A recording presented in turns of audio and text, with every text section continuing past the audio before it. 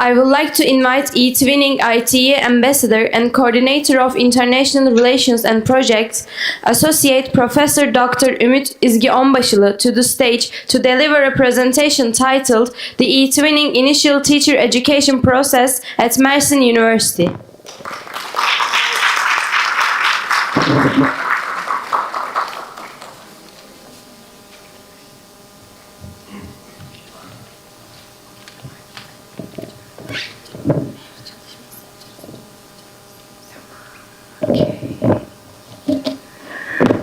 Good morning, everybody. Distinguished Vice Rector and Rector Advisor and also Faculty of Education Dean. And welcome to Mersin University again. We are very pleased to host you here today and bring together colleagues, academics and student teachers to this international environment. As you know, Etwinning provides a valuable platform collaboration and intercultural dialogue and a shared learning experiences in teacher education. Today, I will briefly present our practices at Mersin University, focusing on how we support our student teachers and integrate Etwinning into our curriculum. And again, thank you so much for your presence today.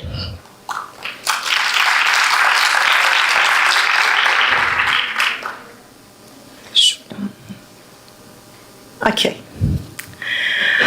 Etwinning is a collaborative platform that brings schools and educators together, and it supports project-based learning, digital competencies, intercultural exchange, and in teacher education, it also provides meaningful opportunities for collaboration and professional development.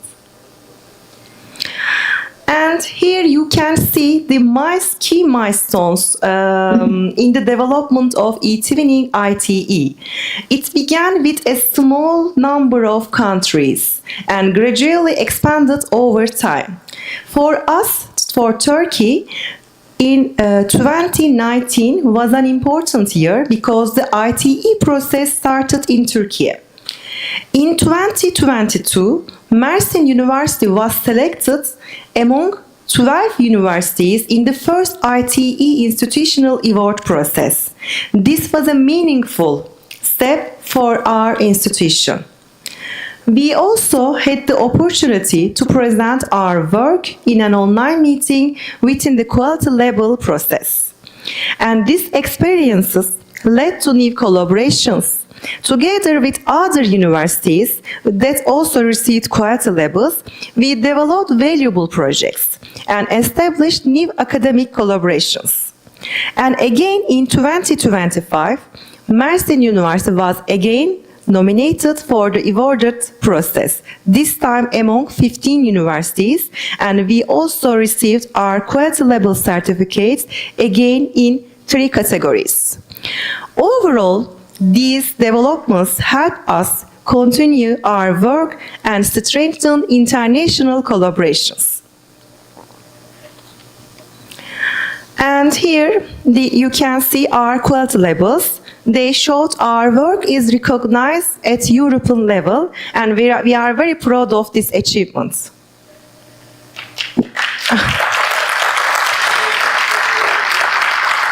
Thank you. We organized many seminars and workshops at the beginning of ITE's period. We worked with student teachers actively. We focused on digital tools, projects, and also collaboration. And these activities helped our students gain experience.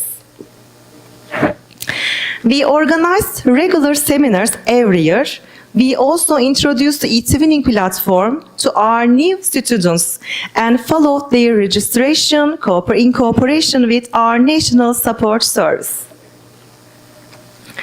And on this slide, you can see an example from our courses. They include activities, seminars, and Etwinning integrated lessons in our faculty. And this is another example from our faculty. 300 student teachers attended the last meeting. And also we organize many webinar series. In this context, training was provided to both pre-service teachers and also the other teacher educators from our departments, faculty. And the structure and main components about the platform, ways to find partners, communicate from the platform ESEP, the stage of generating and developing project ideas, planning, monitoring, and evaluating the whole project process. Throughout this process, we also focused on the digital and pedagogical skills supported by Etwinning projects and international collaboration in teaching and global perspective. We also addressed the pedagogical foundations, structure, and the quality criteria of Etwinning projects. And we created a mentorship-based program. This is the first in our country. I and Dr. Özge created this mentorship program. Teacher educators, teachers, and student teachers worked in this project together. The structure is very important for us. And we also organized different training sessions with national and international partners. These activities also address topics such as AI, inclusive education, and other important educational themes that are related with Etwinning. Also, our master degree students presented their course projects in an international session with Professor Richard to all of Europe. And they shared their work with educators and student teachers from different countries. From 10 countries, they listened our workshop. I am so proud of with my students. We also provided mentorship to academics in our country who are new to Etwinning with the support of National Support Service. And this year we are getting bigger. We also reached different departments. They called us, and for example, we organized a new seminar for pre-service physical education teachers. This is the first time in Turkey. So Etwinning is not limited to one field. So I thank also Professor Dr. Elif from this department. And it's on a brief of our curriculum integration because we did many things about this topic. But this slide shows how we integrate Etwinning into our curriculum at our faculty. We include Etwinning activities in different courses such as environmental education, science teaching, practice project development in education, and oral communication skills. These are some examples only. And also we also integrated into technology-based courses at bachelor degree, master degree, and non-thesis degrees. So we have so many courses integrated into Etwinning. And in this way, our student teachers gain both pedagogical and international collaboration experience. Also, integration into school practicum is so important in Etwinning. This is the most important part of the ESEP platform. So at the beginning, we integrated into Etwinning school practicum. Our student teachers used Etwinning in real classrooms, and this makes learning more meaningful. And at the National Etwinning Conference, our student teachers and I delivered a presentation to participants from across the country, and also Professor Burcu Sezginsoy attended this conference.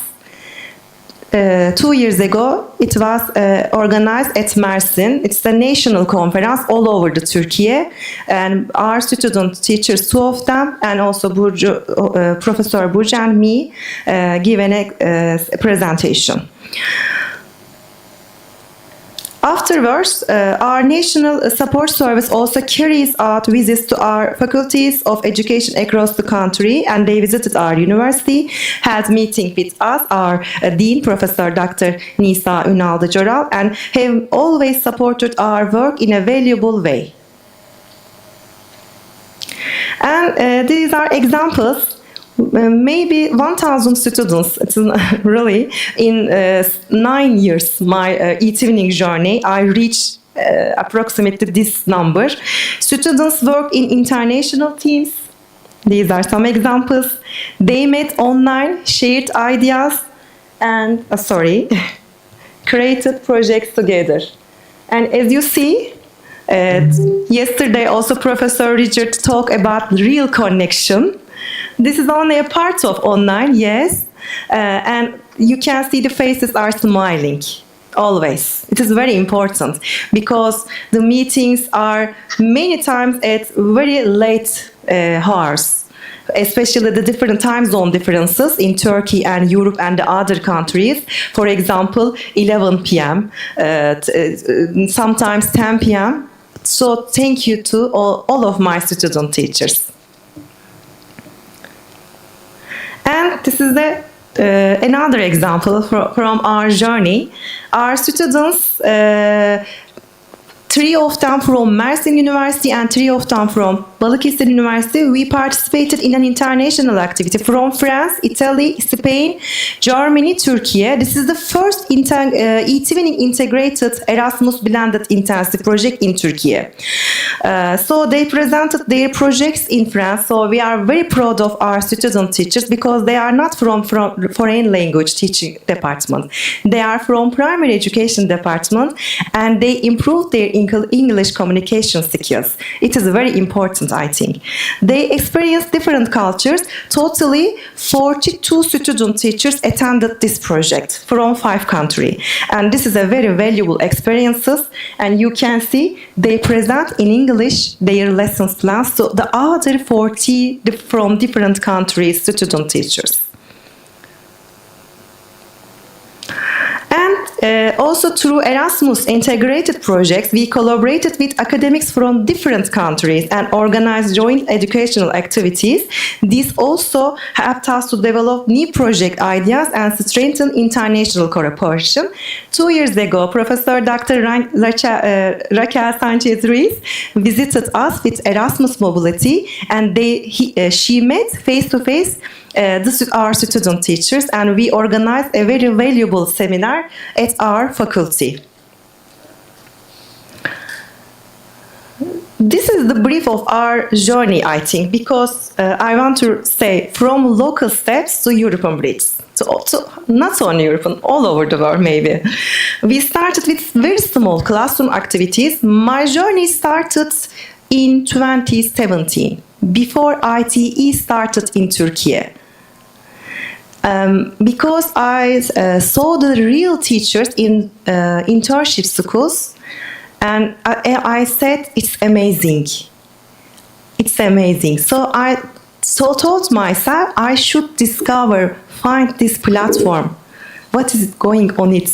I wonder so much. And then in 2019, when it started in Turkey, I think I am the one of the first academics find this platform. So it is so important for me. And later, we moved these local steps to international collaborations in 9 years. It is not easy. This is our journey of Mersin University and also my journey. So we built strong networks and real trust and many good friends and real connection. And I look at the platform at the beginning, from the beginning, and now we reach 40 international projects approximately in 5 years, sorry. And Mersin University, most of the part, coordinator. So I am very proud of all of my students, teachers, and my colleagues. What is even more exciting is that this is not a fixed number. With each passing year, we continue to expand, welcoming new countries, building new partnerships, working with hundreds of preserved teachers across Europe and beyond. This growing network is not only about projects, it is about creating meaningful learning experiences, intercultural dialogue, and long-term professional connections. And for us, this journey is still just the beginning. And we prepared this slide. After these 40 projects in 5 years, you can see our partners from all over the world. Thank you. These partnerships shows that the teacher education grows stronger through collaboration and shared learning across borders. Behind each partnership, there is a trust, dialogue, and shared academic effort. And we are very proud that Mersin University is part of this growing international community. In these projects, I had the pleasure of working together with wonderful colleagues and many student teachers.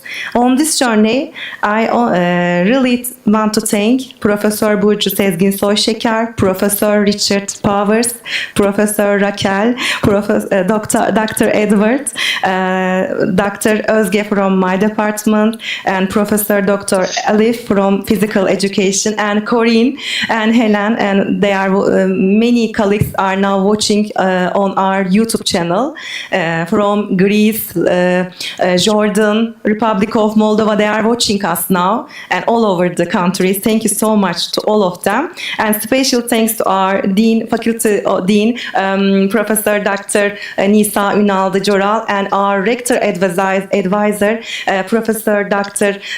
Tuğba Yanpar. They always supported us. And also Vice Dean, Professor Associate Dr. Necla Gürefe. To many thanks to my faculty because they always supported these activities. It is so important if your rector and dean support these activities, if they believe the power of these intercultural learning and cooperation. And also I would also thank all my colleagues whose names I may not have mentioned because I'm very excited really, and especially to my student teachers.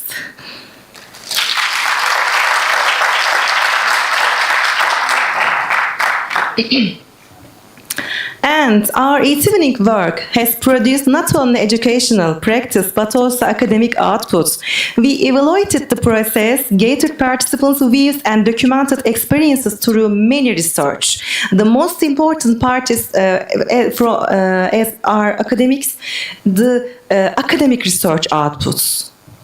And as a result, we produced many conference papers, journal articles, books and book chapters, international edited volumes, and postgraduate theses, master theses, and while also strengthening international academic collaboration.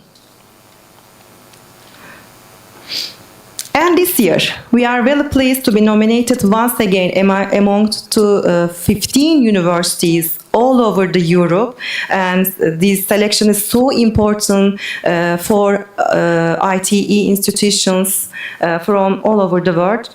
And since 2019, as I said, we have been working with this commitment and to strengthen teacher education through international collaboration. I believe the power of international collaboration.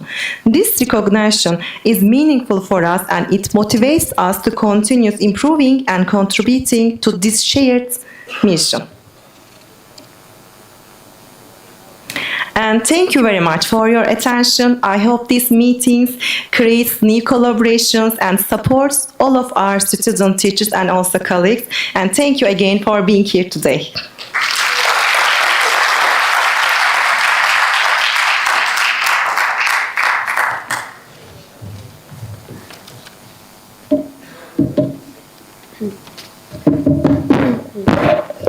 We would like to extend our sincere thanks to our esteemed professor.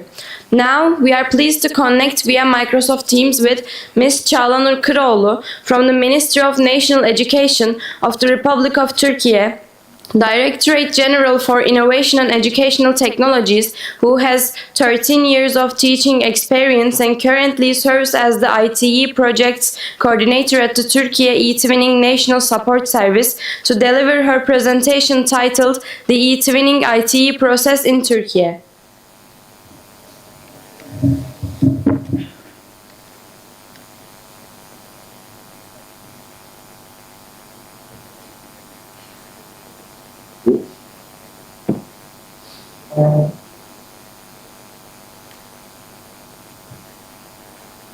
Hello, good morning and merhaba to everybody.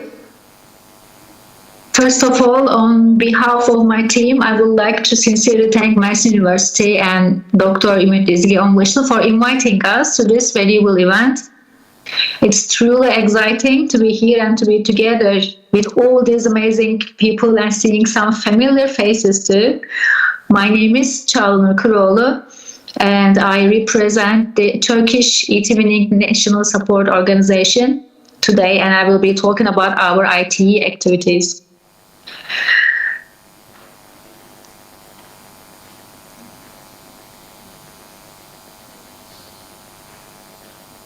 As the Etwinning National Support Organization, we operate under the General Directorate of Innovation and Educational Technologies within the Turkish Ministry of National Education. Within our directorate, where many national and European-based educational projects are carried out, we work in a highly dynamic and mutually enriching environment.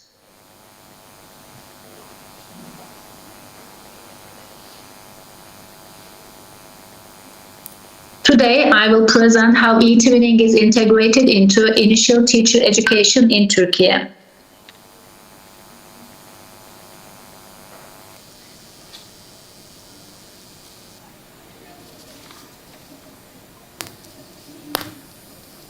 In Turkey, there are currently 85 education faculties across 68 provinces.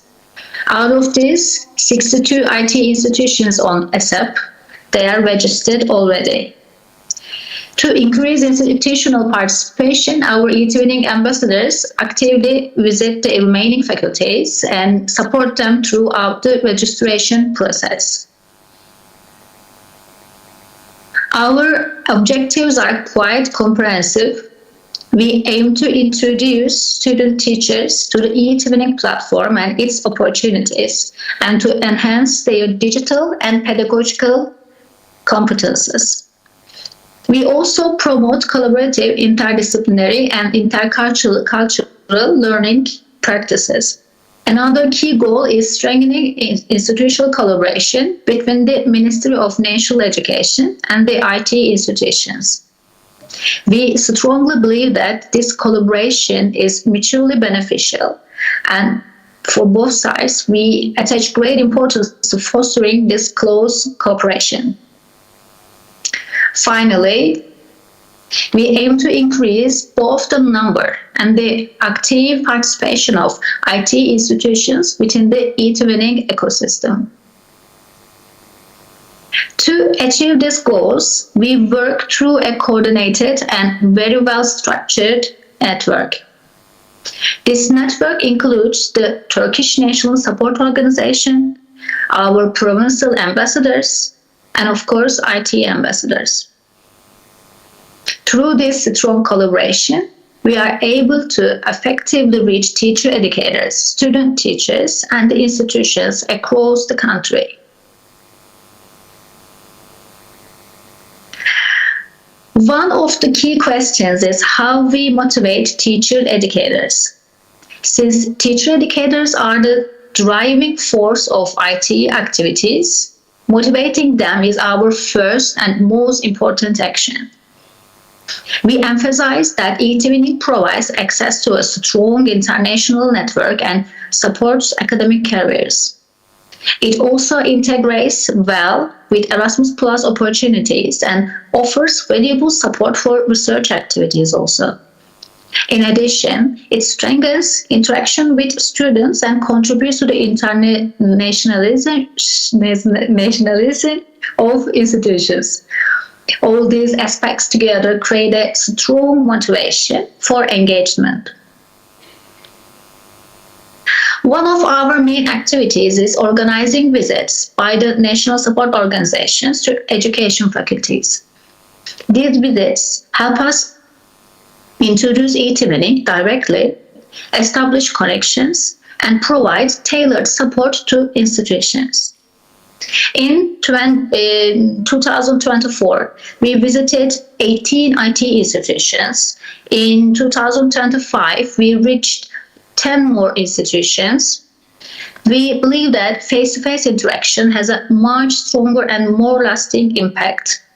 That's why we will continue our visits in 2026 as well. In addition to physical visits, we organize regular online meetings. These meetings allow us to reach a wider audience and ensure continuous communication to support for institutions. We also conduct webinars organized by the NSO. These sessions focus on platform usage, project development, and the pedagogical interaction of Etwinning into teacher education.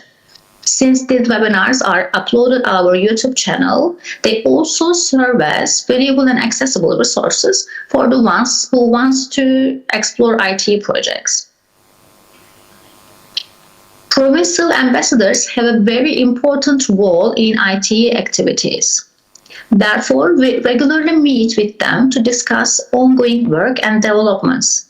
In fact, I am currently participating in an in-service workshop right now in Tokat, where we are working together with our ambassadors on various subjects, and one of the subjects is IT activities.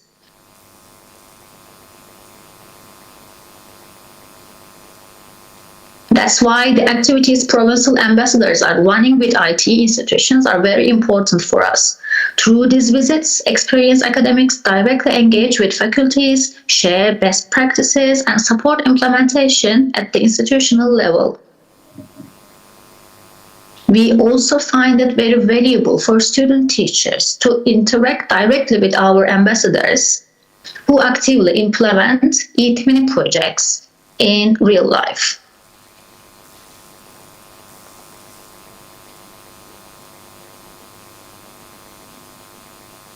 In our 2025 Etwinning annual publication titled 81 Provinces, 81 Projects, we included a comprehensive section dedicated only to IT. This section presents IT projects, provides guidance on platform registration, and offers general information about the process. We also included insights from our experienced IT ambassadors, as well as reflections from a pre-service teacher, and it was distributed to all provinces across Turkey.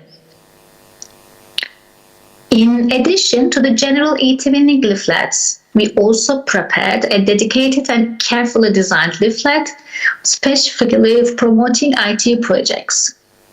These materials were distributed to all education faculties to raise awareness and support engagement.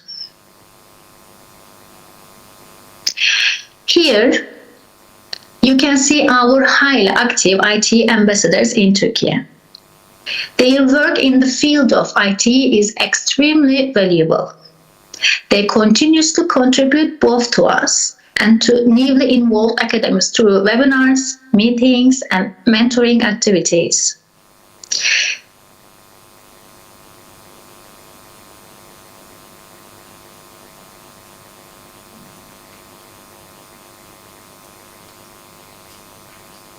These achievements are also reflected in the increasing number of national quality labels. In 2025, 5 of our institutions received national quality labels, and for 2026, we are aiming for at least 20 applications, which clearly shows us that our growing ambition and engagement in this field.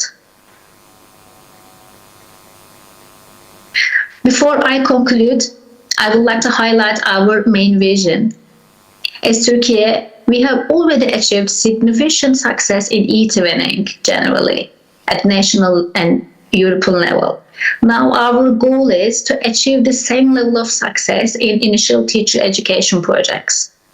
We believe that involving pre-service teachers in the inspiring world of Etwinning at an early stage will empower them to become more innovative, collaborative, and globally contacted educators. In this way, we aim to support their development both at the national and European level, and to build stronger, more connected educational communities for the future. Thank you very much for your attention. I will be very happy if you have any questions, and I wish you a great event. Thank you.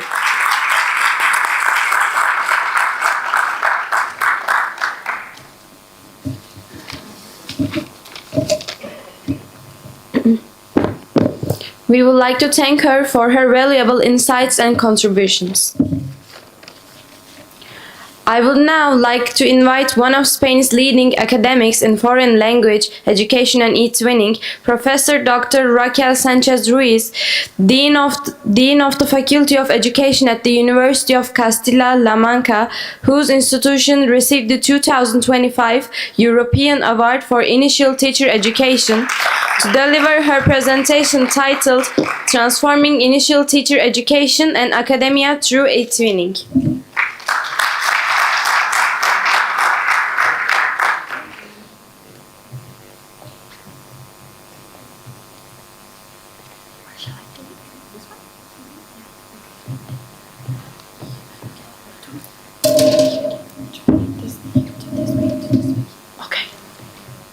Okay, thank you very much. I would like to thank the organizers for having invited me here today, especially the Faculty of Education, the Dean, Burcu, Umit.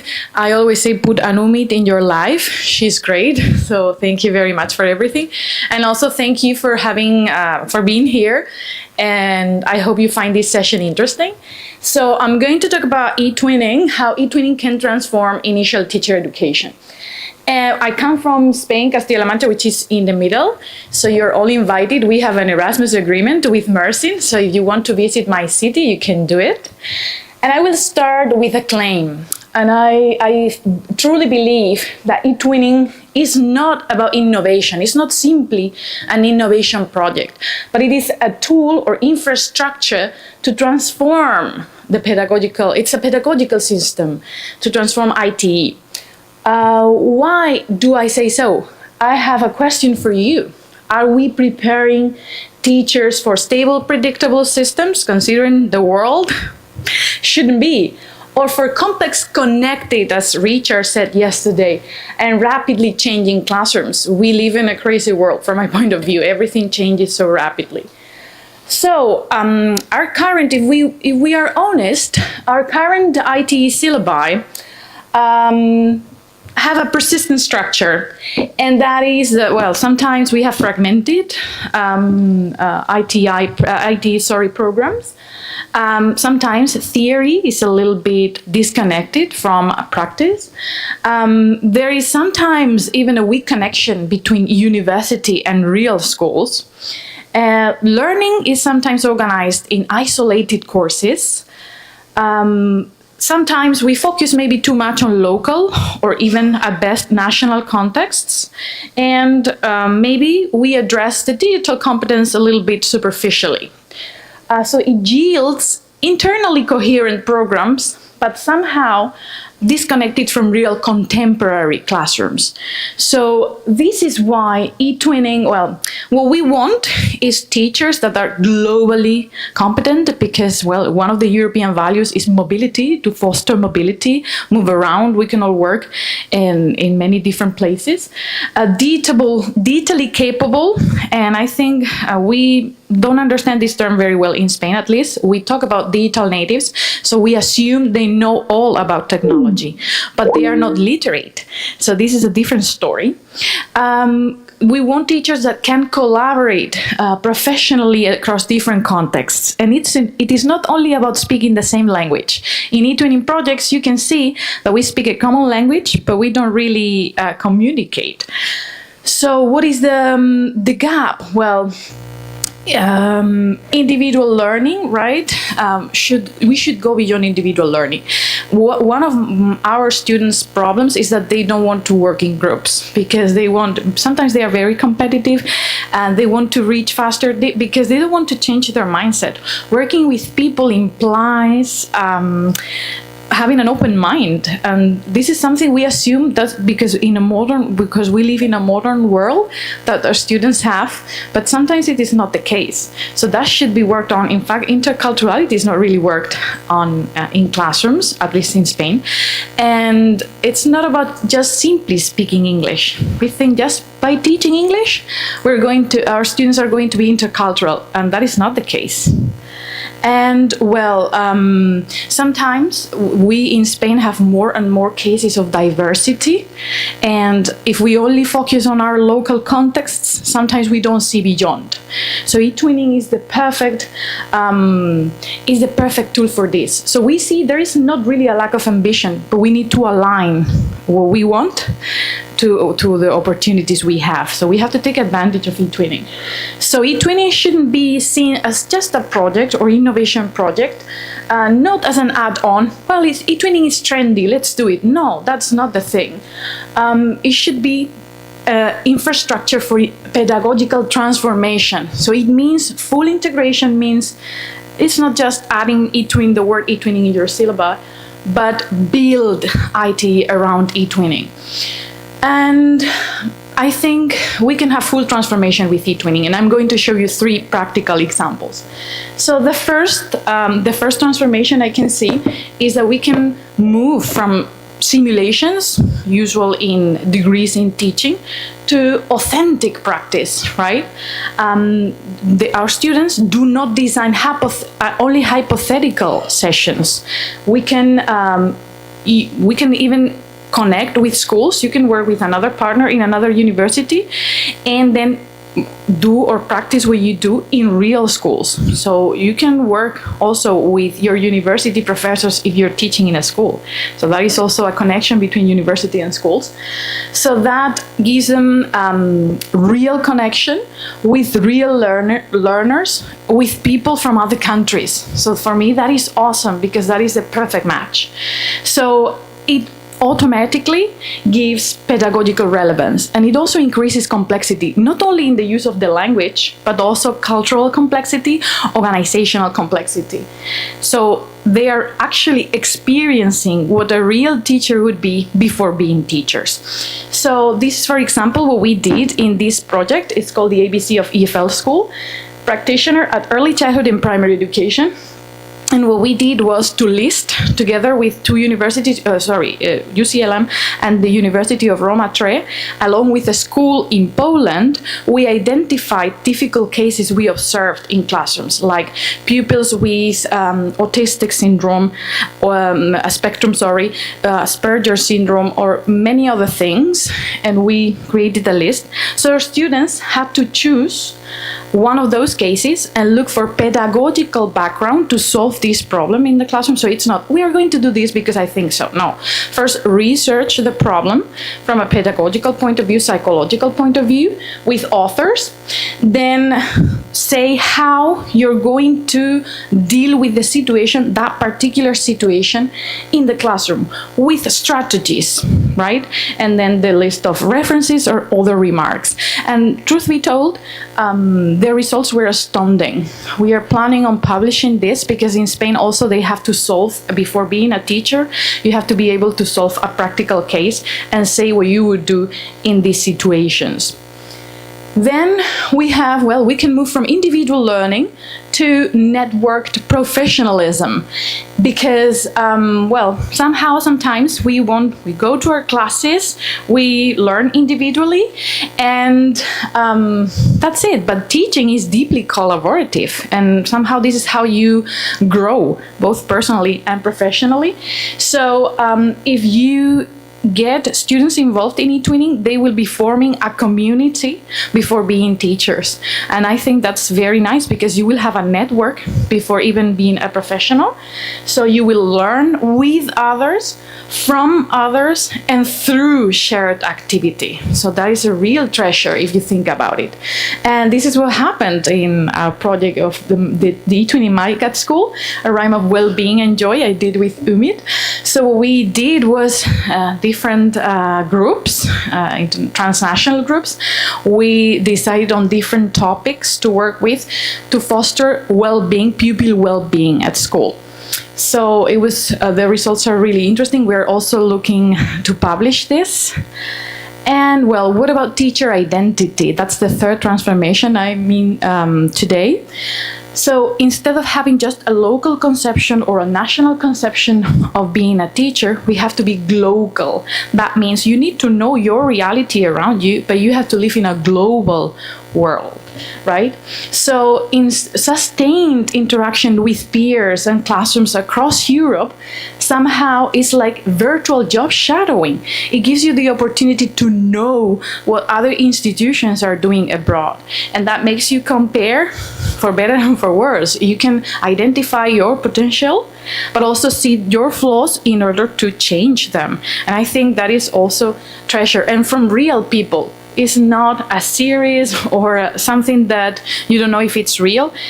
Real people are telling you their experience, and that is so valuable. So students will not be only national professionals, but part of a broader community. And I think that is a real asset. So what are the implications? Students are learning in intercultural contexts, so they will be acquiring the intercultural competence, which is also important in Spain. It's part of the curriculum.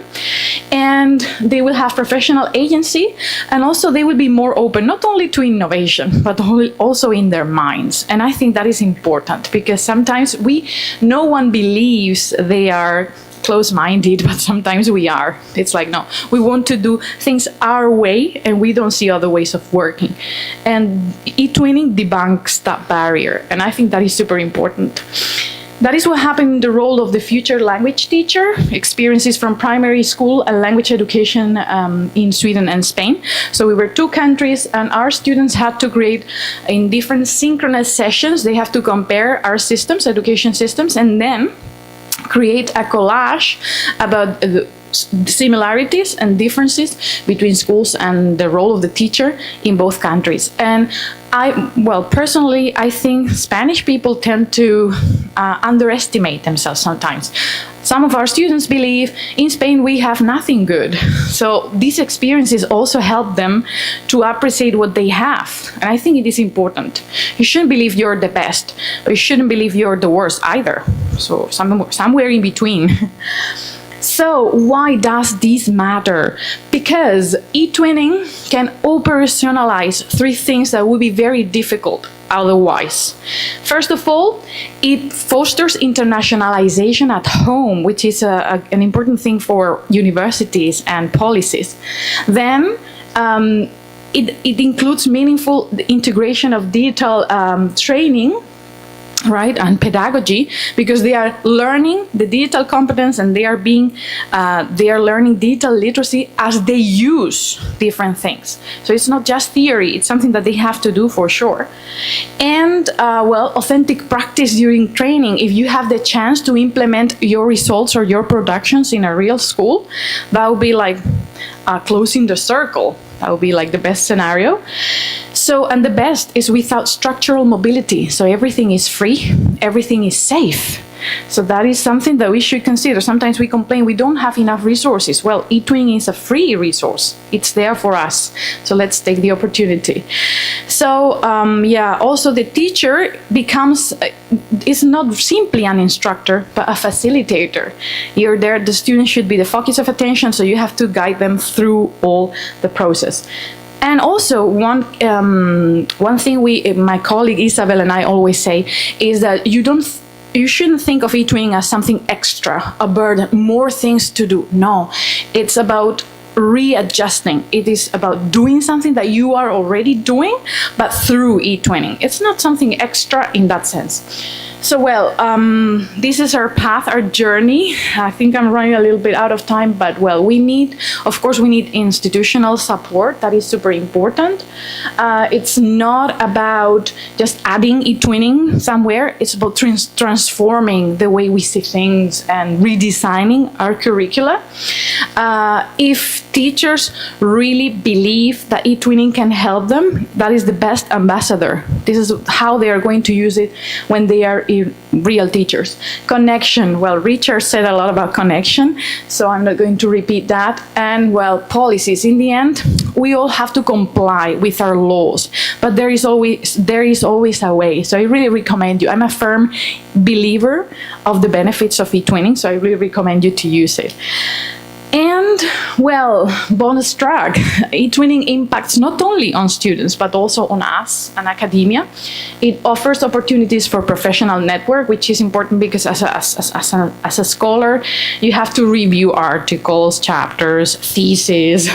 Maybe you need some people to form a board. So it gives you a network, which is great. We can publish together as we're talking. You can offer, or you can take it also as a net to open new agreements, for instance, Erasmus Plus. You can also create working teams or packages such as in Key Actions in Erasmus. You can also do other joint programs such as COIL. I don't know if you know about this, but if you're interested later, you can ask me. And other synergies. We had the chance to share BIP in Amiens with these wonderful people here. And etc. And well, I didn't write it here, but for me, the most important thing about Etwinning is people. And I'm very proud to call some people here in this first line friends. So that is for me the best about Etwinning. So, well, it is important that we shouldn't take Etwinning as I don't know how to call it in English, just for the photo, but for real. We have to avoid adopting Etwinning in visible ways just for the photo, but we have to transform what we do in the classroom.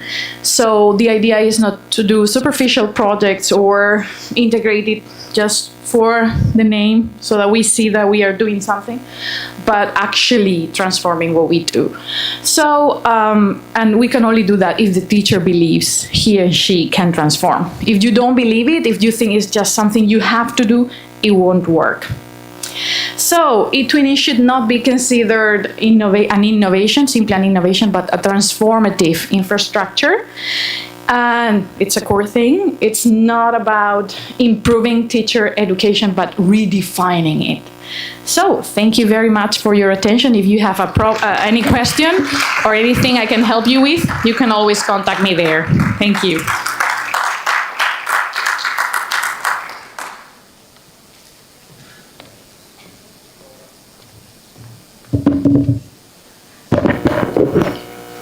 Thank you very much for your insightful presentation. Now, I would like to invite Ms. Corinne Mansell from the University of Picardy, Jules Verne in France, who works on language teaching and story-based learning, to the stage to deliver her talk titled The Potential of Picture Books and International Virtual Projects.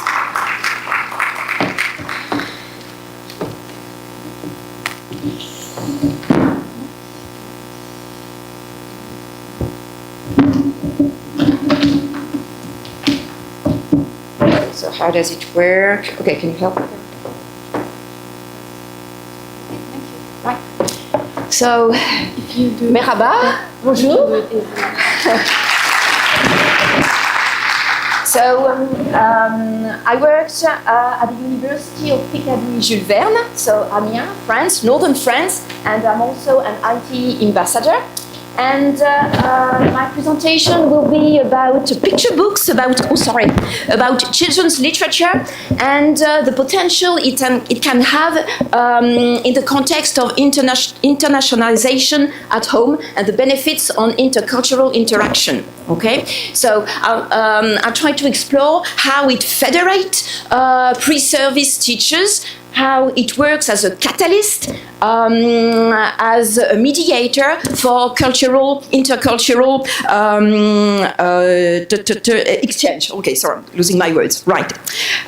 So to do so, oh gosh. Yeah, okay, so to do so, I will refer to two projects I've been involved in.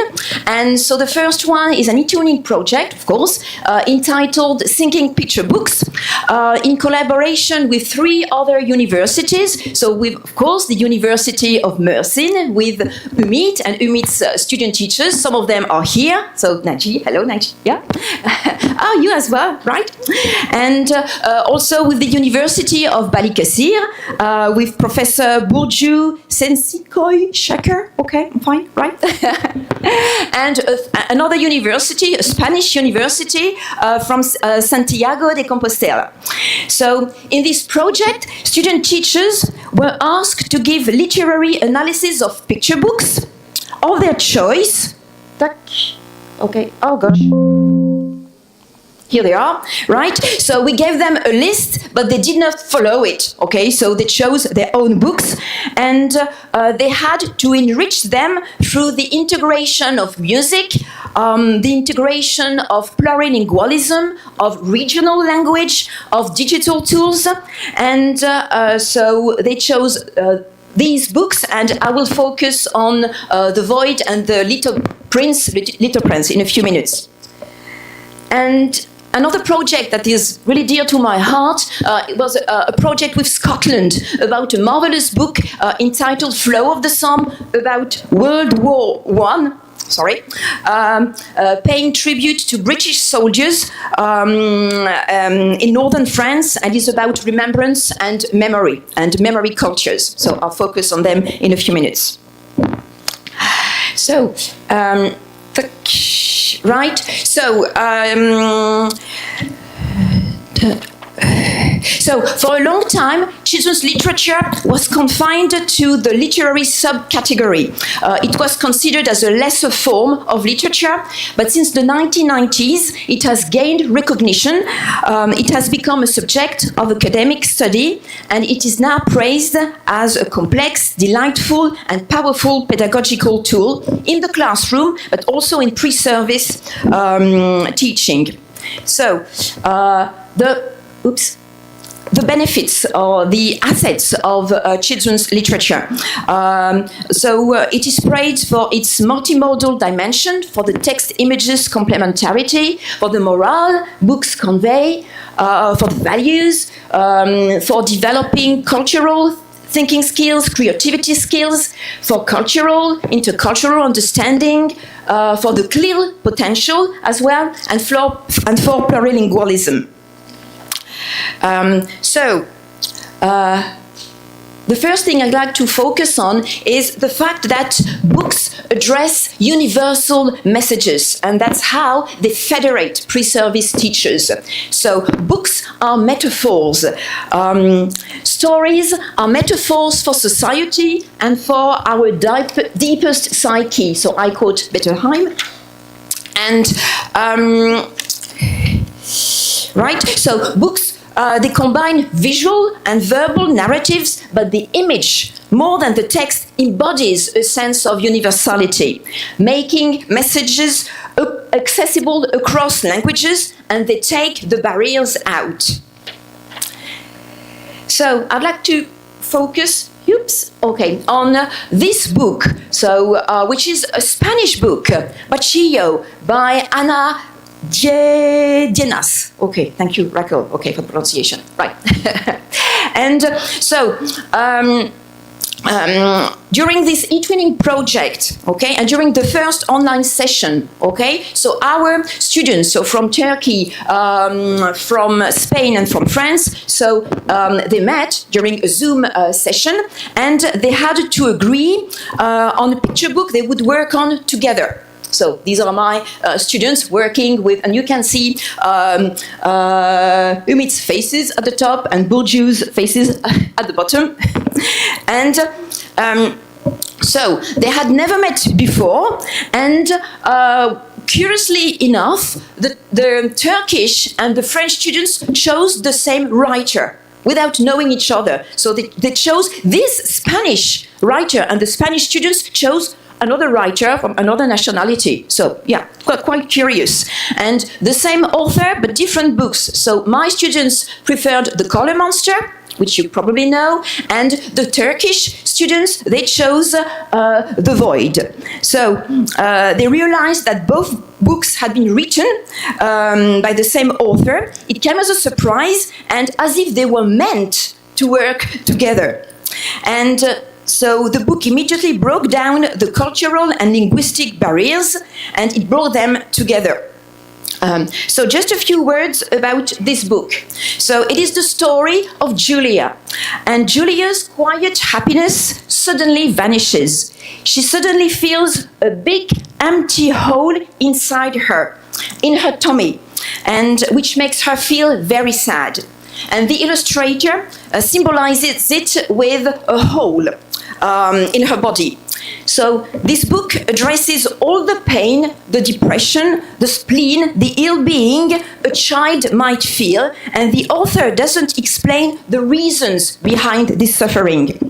And Julia goes through many challenges. She tries different ways to solve the problem, and one day, in the silence, a voice tells her that she should look inside herself, and after looking inward, she finds a magical world full of colors, full of words, full of melodies and positive emotions.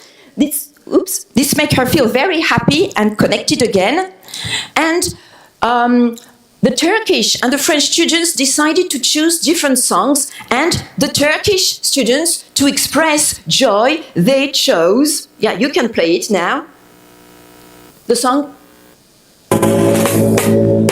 Aynalı kemer, ince bere, bu can kurban, tatlı dile, seher vakti bir güzele vuruldum.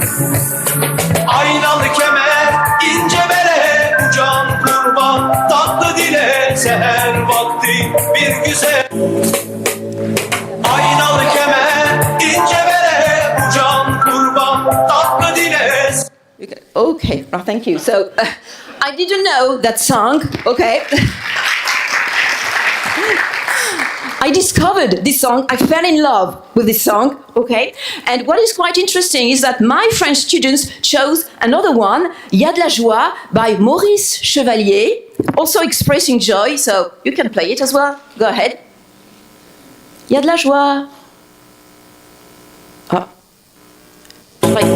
No, next. Aynalı kemer, ince bere. The French song. Yeah. Il y a de la joie, bonjour, bonjour les hirondelles, il y a de la joie, dans le ciel par-dessus le toit, il y a de la joie, et du soleil dans les ruelles, il y a de la joie, partout il y a de la joie. So actually, this picture book serves as a gateway to a foreign language and culture, acting as a genuine mediator. So, and the participants interpreted the text and illustration in the same way, and they wrote that they discovered that everyone has something unique inside, and by sharing it, we find empathy, love, and a sense of belonging. Okay, all together and across borders. Right. So, next thing I'd like to insist on is that working on picture books also help to plug gaps in curricula. That's what I discovered working on these projects, and the thing that our students, teachers became familiar with a larger range of picture books. Because when they join ITE, most of the time they do not possess a wealth of knowledge. They know a few picture books in their mother tongue, but they don't know many picture books in foreign languages. So there's some kind of lack of focus in my curriculum, so it was a way to extend their knowledge. And this is something which was also really profitable as for next. Okay, methodology. Okay, we try to teach them, so the three nationalities, we try to teach them how to consistently analyze a book without considering it merely a pretext for introducing context. And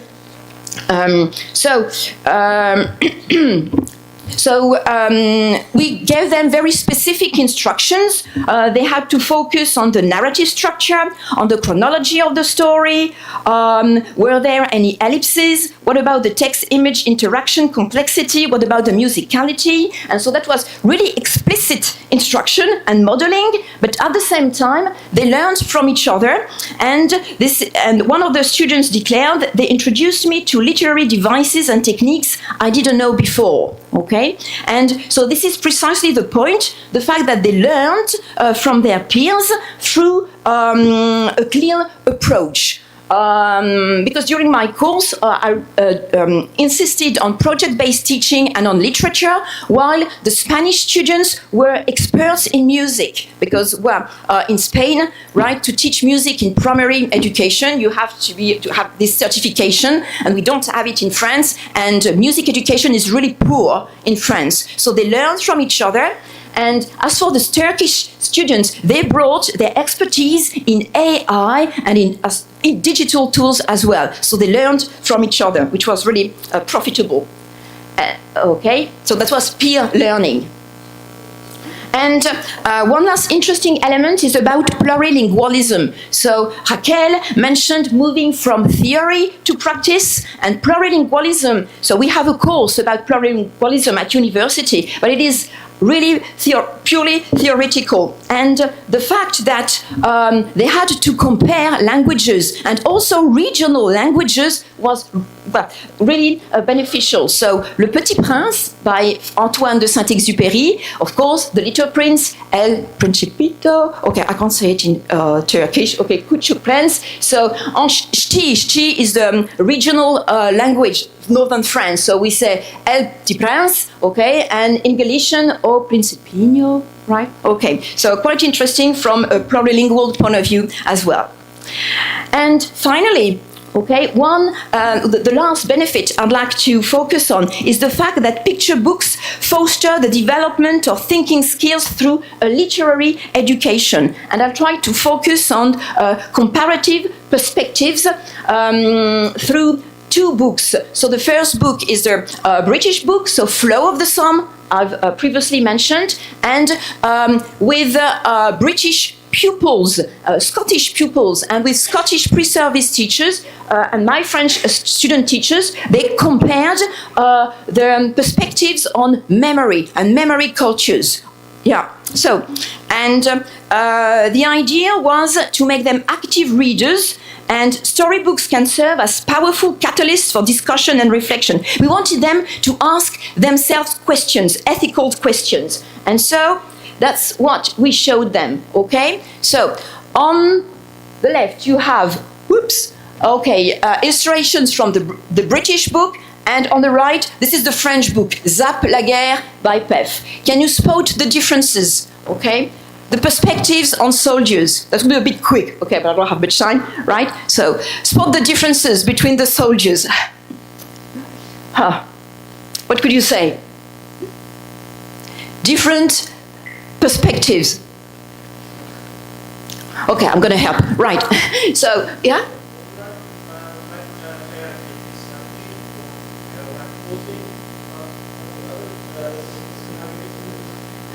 Okay, you think they're posing. Okay, right.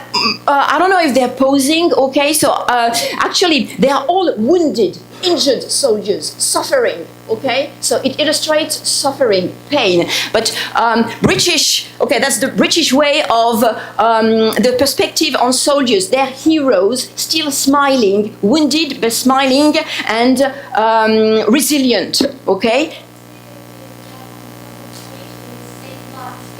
They saved lives, they're heroes, okay? That's the British perspective, and maybe the American way, yeah, American perspective is as well. Okay, and the French perspective is soldiers as victims, okay? We call them the broken faces, les gueules cassées, okay? Right, so we wanted our students to focus on this and to lead them to a comparative perspectives on Europe's multi-layered memory cultures. Right, heroes and victims. Right.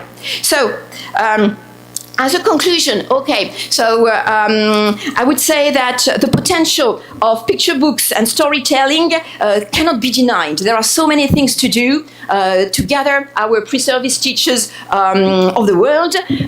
But I'd like to say that it's also a way to combine two pedagogical approaches because we used, thanks to Etwinning, we use explicit instructions, guiding them giving them very specific guidance. The twin space should be very well structured, okay, and guiding them as for literary analysis. But at the same time, there was peer learning, and there was this socio-constructivist dimension, socio-constructivist scaffolding through social interaction, and the way Etwinning helps us to combine explicit instruction and socio-constructivist perspective makes initial teacher training even more meaningful to my mind and equips pre-service teachers with the skills to teach effectively. Right, so thank you, merci, teşekkür ederim.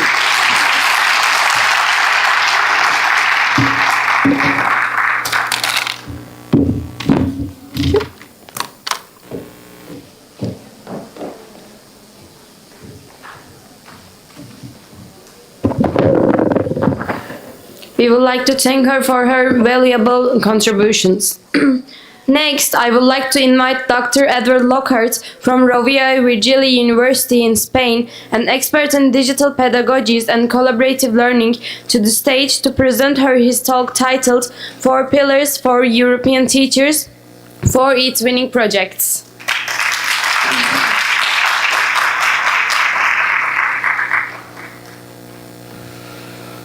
Hello, welcome everybody. It's a pleasure to be here. I want to thank Ümit, the faculty, the Mersin University for this amazing opportunity. And I would like to devote my first seconds to thank you all for the amount of work that you put into this. When you sit there, it's easy to see what's happening here. It's very difficult to see what's behind. And the amount of hours that these people are devoting, technicians, organizers, the international team, all the work behind is amazing. And we, the presenters, couldn't be more thankful for everything you've done and all the Turkish hospitality, which we could testify for. Thank you very much. I'm going to try and see if I know how this works. I would like to tell you that I'm a primary school teacher and I'm a secondary school teacher, and I've devoted my life also to teacher training. I've worked more than 20 years training teachers, and I combine teaching primary, secondary with teaching at the university, trying to transmit what I found in primary education on secondary education to my students that are also future teachers. I won my full-time position just last year in January, and I had to defend my position in front of a board. And I'm going to tell you about two of the things that I defended. The first one, if it works, the first one, no. Okay, so the first one is down there because teachers tend to teach in the same way they learned, and we shouldn't forget this. That's why a lot of my teacher training, both in initial teacher education and in in-service teaching, is based on that. To try to provide innovative, different, new learning experiences, because teachers tend to teach in the same way they learned. If you learned in a very traditional way, if you learned English in a grammar-based way, even if they tell you that there are better ways, and they tell you how they work, if you didn't experience them yourself, there are very few chances you're going to use them. And that's where experience comes in.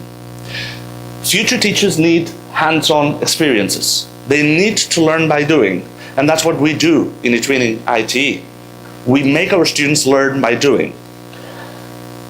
It becomes, as my colleagues said, Raquel was talking about that, it's more than just a project, it's a systematic integration, and hopefully it will become longitudinal experiences that our very students today will implement in their classes tomorrow.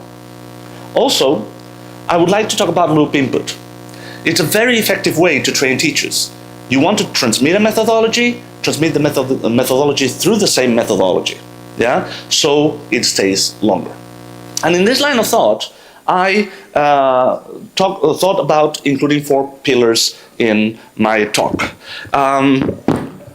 These 4 pillars have to do a lot with Europe. And possibilities that European, also Turkish teachers have at the grasp of their hands, but a lot of them don't know. And I realized this when I was training in-service teachers. A lot of people don't know about these 4 pillars. So the first year I taught at university last year, I didn't do this through Etwinning. It was the content that I had in my subject, which is called communicative and intercultural competence in the foreign language. Communicative and intercultural competence. So I was talking about 4 European platforms that I will just introduce, and I was convinced that just transmitting them and showing the students was not enough, and that's why they became Etwinning projects this year. And let me give you a spoiler. Mersin University is participating in all 4 projects. Not only my university, Rovira Virgili, but Mersin University is also participating in all 4 projects. So thank you very much for that. The first one, the first project is called Education Now and Then through Europeana. We have 136 future teachers participating in this project from various countries. 136. That's amazing. That's a lot of teachers that are participating here. And if you don't know it, Europeana, and I hope some of the students here, thank you very much for being here, some of the students here are participating in the project. Europeana is a European platform where you can find countless cultural heritage images, videos, recordings. It's free for teachers, and there's also a section that is especially devoted for teachers, which is teaching with Europeana, or through Europeana.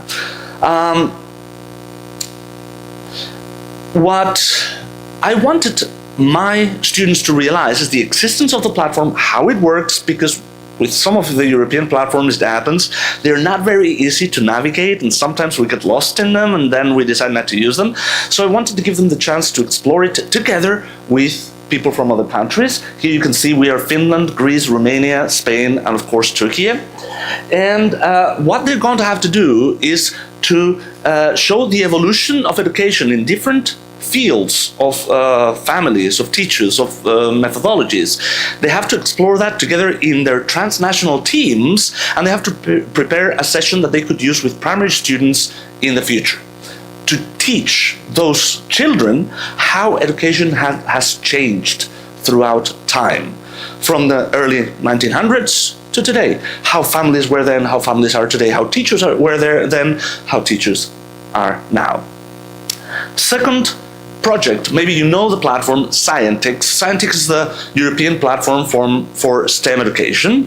I'm lucky to call myself a Scientix ambassador, and I thought teachers, especially my students that were studying in the last grade of the university, and in my subject they are also specializing in CLIL, Content and Language Integrated Learning, they could benefit a lot from this, knowing about Scientix and about the resources that they can find in it. We have 94 student teachers, and we are trying to show them how they can integrate STEM education into their classes by exploring Scientix, by exploring ready-made plans, ready-made videos, and we ask them to create a flipped classroom example of a session where they choose a video recorded for one of those Scientix projects or by the Scientix platform, and they have to create that session, putting that as a flipped classroom video. In this case, we have Italy, Spain, and Turkey, 3 participants in this project.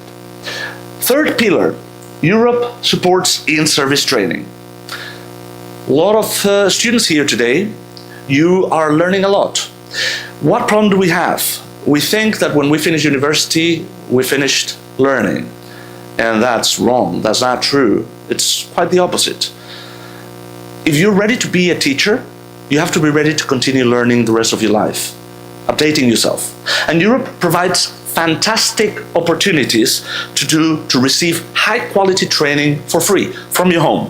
This is why we wanted to talk about lifelong learning in initial teacher education. So when these students finish their degree, they know they have those opportunities, and they can use them, and they can take profit of them and continue growing when they leave our universities.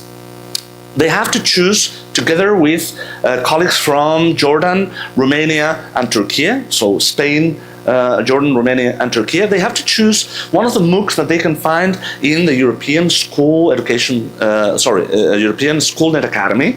They have to choose a MOOC, a massive open online course that is between 15 and 20 hours, and they have to explore it together. You know, when you're watching a TV show, your favorite TV show, with some colleagues that are at their homes and you're commenting, oh, I didn't expect this. So a little bit the same, but with the MOOC. They have to explore it. They have to be talking, well, this is really innovative for me, or this is typical in Turkey. We're not surprised about this. And then they can compare and contrast. And then with AI, with Notebook LM, they will put all their thoughts together and they will have to create very quickly an infographic of what they learned together as a transnational group.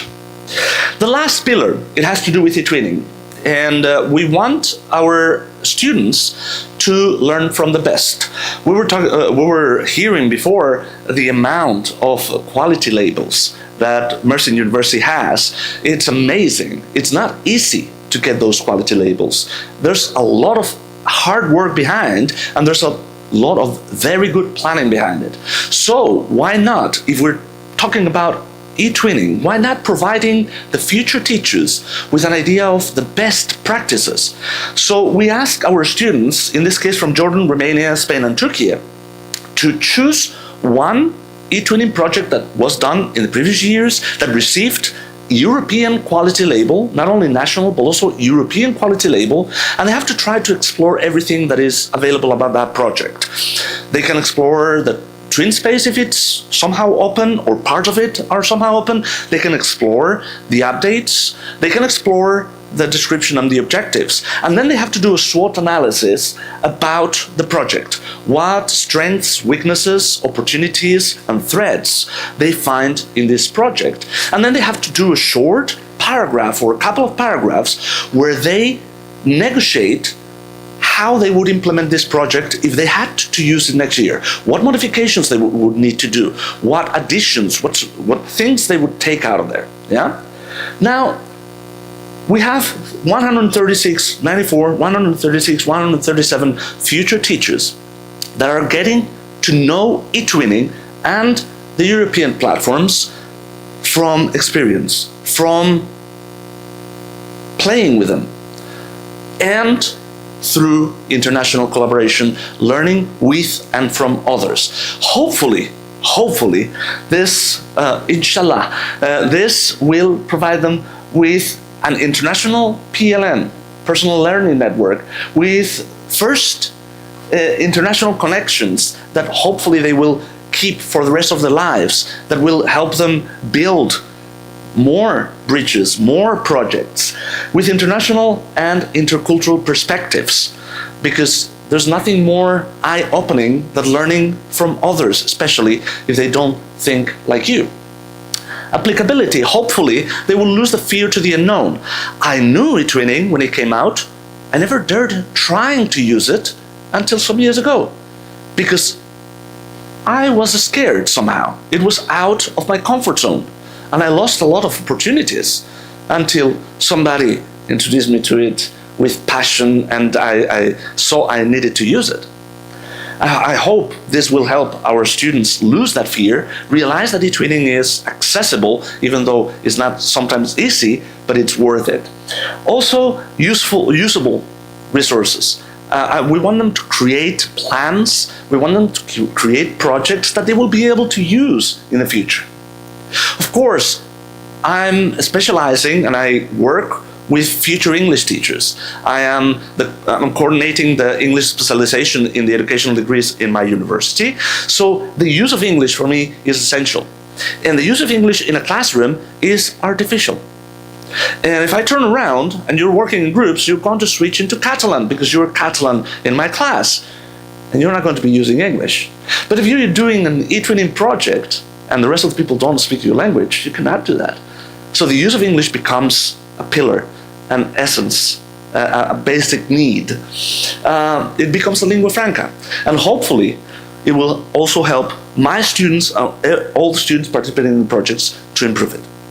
Also, we hope that it's a place for reflection about resources and about learning in general. Yeah, about the use of Etwinning, about the use of Europeana, scientifics, in-service or training, all those things. Yeah. Oops, this shouldn't have been like this. Sorry about this. First mistake in my life. If you have any questions, please, you can contact me through LinkedIn, or you can approach me and ask me about my email. I'll give it to you. There's an innovation group in Facebook that every now and then we post interesting things, so you can follow it too. And again, thank you very much for this opportunity and for allowing me to be here.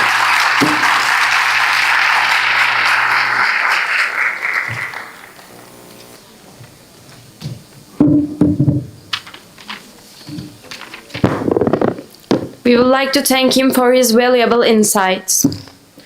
We are pleased to connect via Microsoft Teams with Dr. Nikolaos Muratoğlu, Pedagogical and Monitoring Manager Support Services for the European School Education Platform and Etwinning, to the stage to deliver his presentation titled Etwinning for Future Teachers, a European Community's Journey.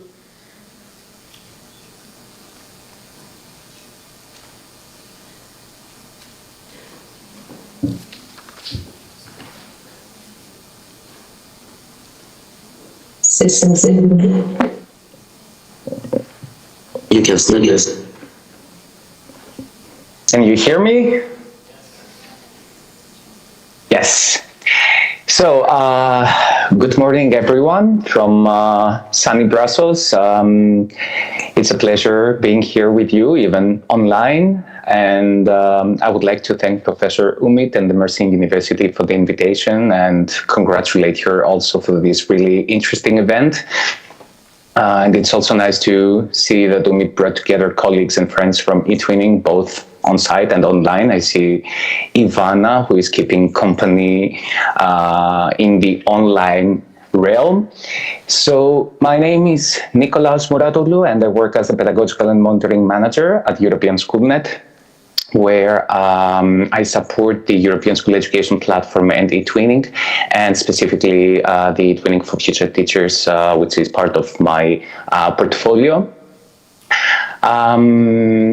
What I would like to share with you today is a journey that started more than a decade ago. And it all started, let's say, with a simple question.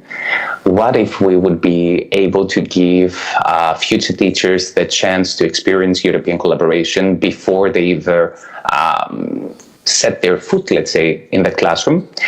And that is exactly what Etwinning for Future Teachers is about. And I hope that by the end of the presentation, you will understand why this community matters, and perhaps why you would like to be part of it or become even more engaged and active.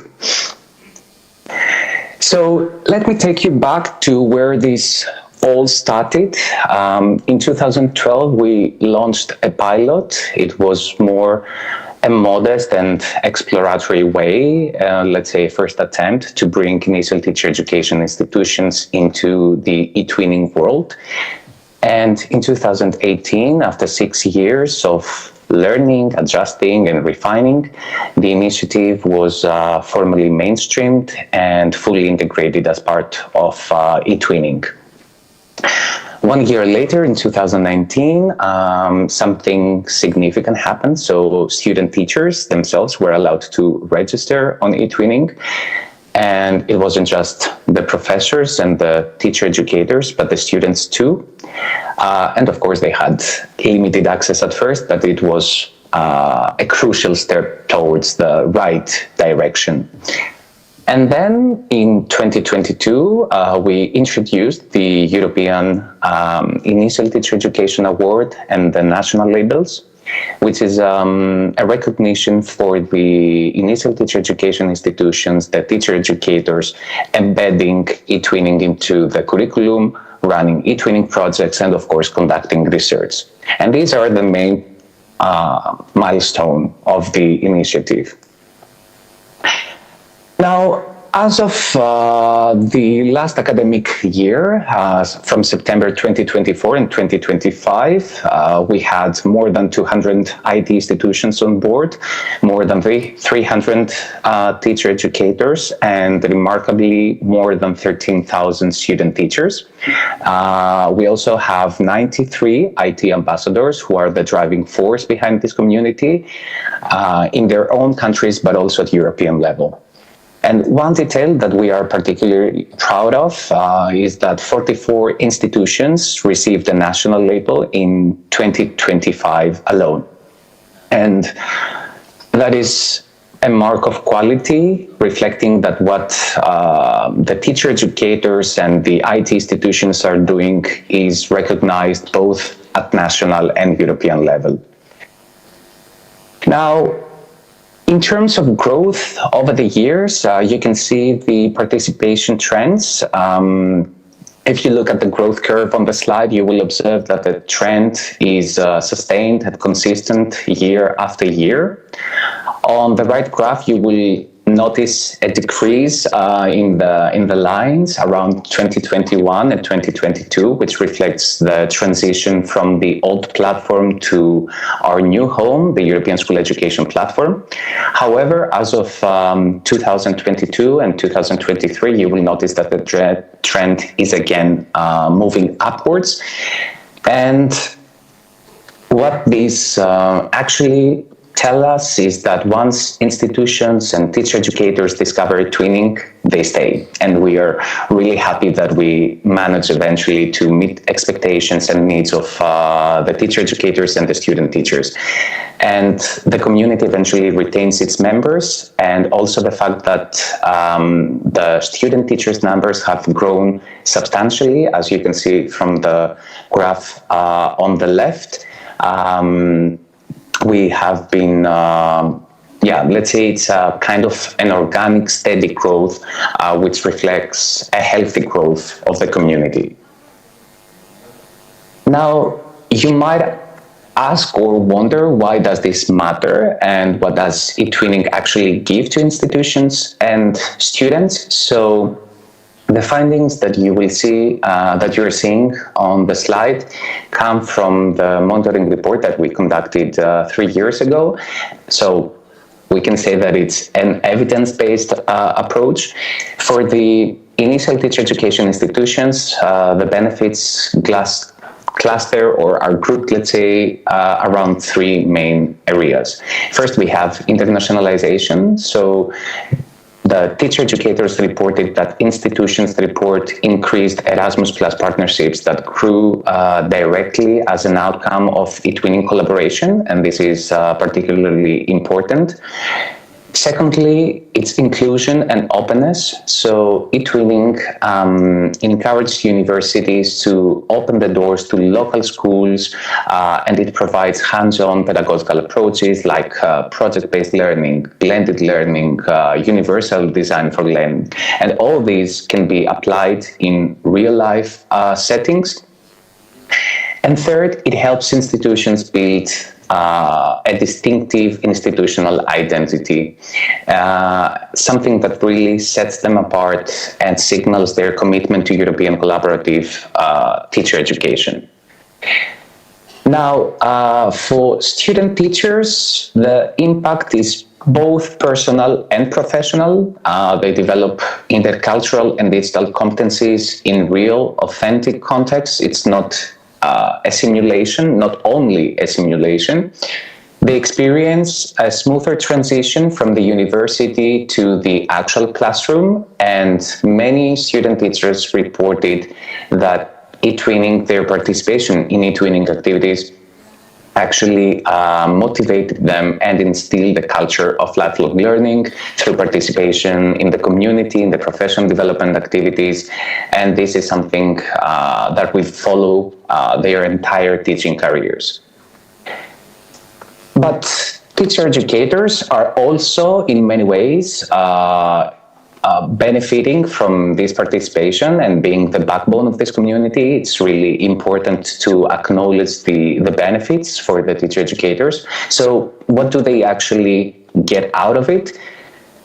we see that the added value of Etwinning can be presented in, let's say, three main areas. The first one is professional growth, and teacher educators reported gaining confidence in online international collaboration, in discovering new pedagogical approaches and digital tools, and also finding ways to genuinely bridge theory and practice at their university context. And this is quite important because we have been discussing quite a lot about theories in the university, but sometimes when student teachers eventually end up in the school and the classroom, they cannot really translate this theory into practice. And at the same time, this, of course, affects the didactical choices and decisions that teacher educators do while they are teaching. Then the second area is networking and community. And here, teacher educators connect with other teacher educators and peers across Europe. They can build transnational relationships. Also, an important aspect is that they can build better and deeper relationships with their current but also former students. We had several teacher educators reporting that their student teachers went to the school, they became actual school teachers, and now they are collaborating and working and accepting student teachers in the classroom. So that's a really important benefit that teacher educators acknowledged.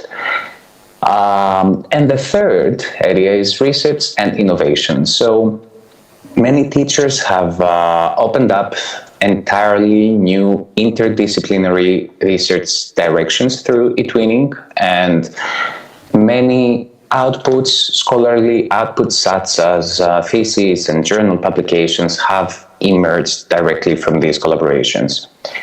So we can say in short that teacher educators who engage in Etwinning, they do not just do it for the students, but they can also grow. And this is really happy. We are happy actually that we can accommodate these needs.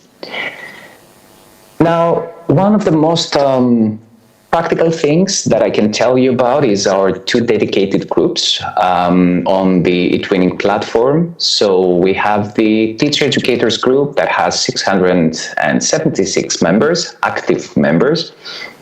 It is open to all Etwinning participating countries, and is the place where teacher educators can share their practice, they can find project partners and access professional development events and activities.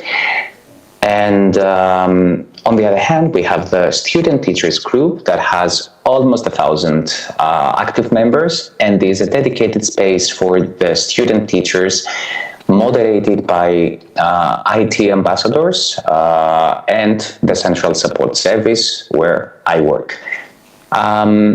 In this group, we offer different webinars, networking opportunities across institutions, so student teachers can actually contact and collaborate with other peers, with other student teachers. And if you are not already in these groups, I would strongly encourage you to join and to invite your students to join as well, since this is where the energy, let's say, of the community is placed. Now, in the context of the groups, as I mentioned, we are organizing different activities. So we have quite a rich calendar of activities planned for 2026. And I would like to make sure that you know where to find them. It's really important to note also that these kind of activities are offered by the community members. So we have teacher educators and student teachers participating in Etwinning that actually present their experiences, their practices from the implementation of Etwinning for future teachers.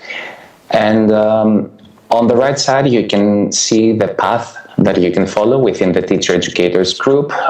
So in the pages and the group activities, you will find a section called 2026 group activities. And from there, you can access the activities, you can sign up and add them to your calendars, and so on and so forth.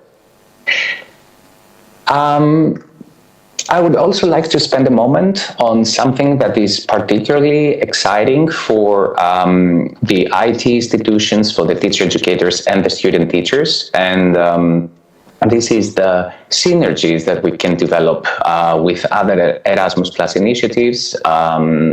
So Etwinning is not, it doesn't exist, let's say, in isolation. It is kind of the first entry point into a broader ecosystem of European collaboration and of different initiatives promoting and encouraging this collaboration.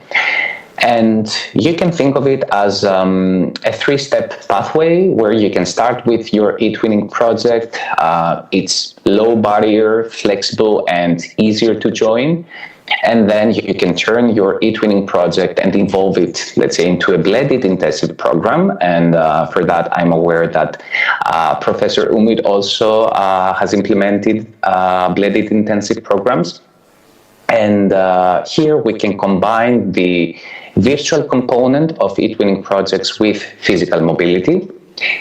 And from there, of course, you can formalize this relationship and develop an Erasmus Plus project proposal, which in case will be funded and accepted, then you will start implementing and hopefully follow up with and sustain this kind of relationship. And the important thing is that we have really documented evidence of this progression, let's say, happening. So Etwinning partnerships lead directly to Erasmus Plus applications and Erasmus Plus projects.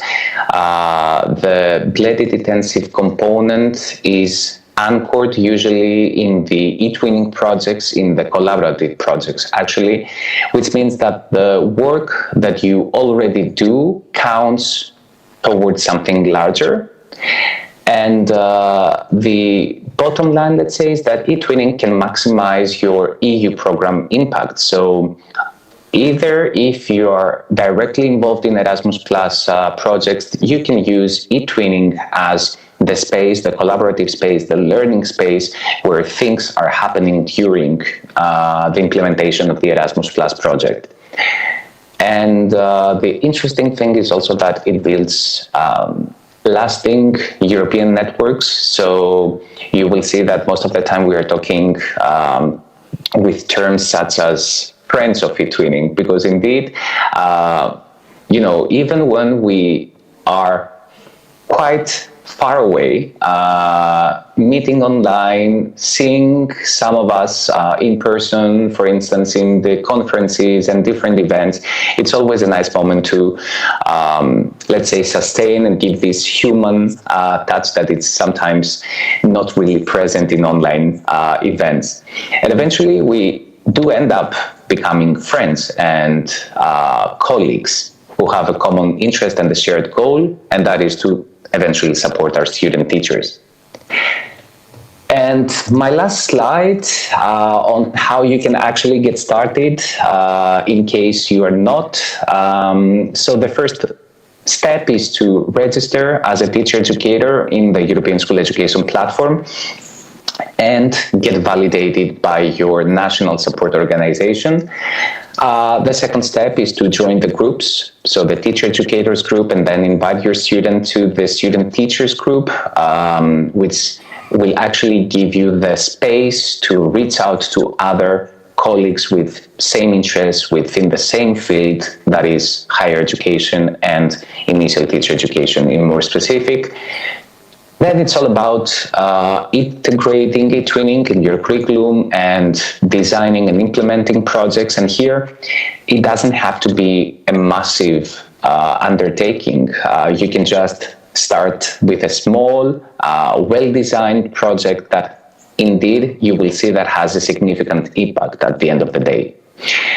And then another important aspect, as far as you are also accumulating experience in Etwinning for future teachers, you can also apply for the recognition, and you can submit your application for a national label. And if you're also quite advanced in this area, why not also for the European IT Award? And here, just to note that the applications run from April until June every year. So this is something that you can keep in mind, if not for this year, maybe for next year. And our last, let's say, landmark or milestone is the annual IT conference. And this is the biggest on-site moment that we have to interact with other teacher educators and, of course, student teachers. And at the bottom, you can see that contact your national support organization. So let me highlight that your first point should be your national support organization. They know the local context, they speak your language, and they can guide you throughout the process, technically, pedagogically. They can bring you in contact with ambassadors, with other experienced Etwinners or teacher educators, and of course support your journey in Etwinning. And with that, I would like to thank you for the time and your attention. And again, thank Professor Umit for the invitation.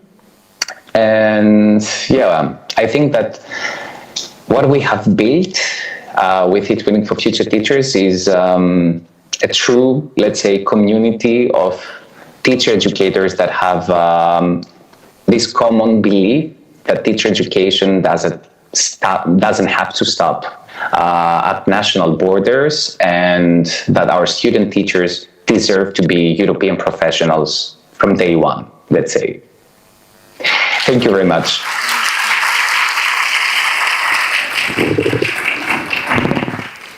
We would like to thank him for his valuable insights. And now we are pleased to connect via Microsoft Teams with Associate Professor Dr. Ivana Milkovic from the Faculty of Teacher Education at the University of Zagreb, an expert in children's literature and intercultural learning, whose institution received the 2024 European Award for Initial Teacher Education, to deliver her presentation titled Etwinning in ITE, Fostering International Collaboration.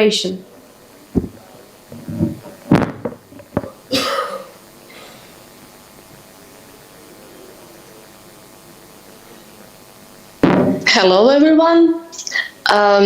Greetings from Zagreb, from rainy Zagreb. I am very sad that I wasn't able to be with you and see you all face to face, but it is very nice to be a part of this event, and I am very grateful to UMIT and Mersin University for the invitation to collaborate online.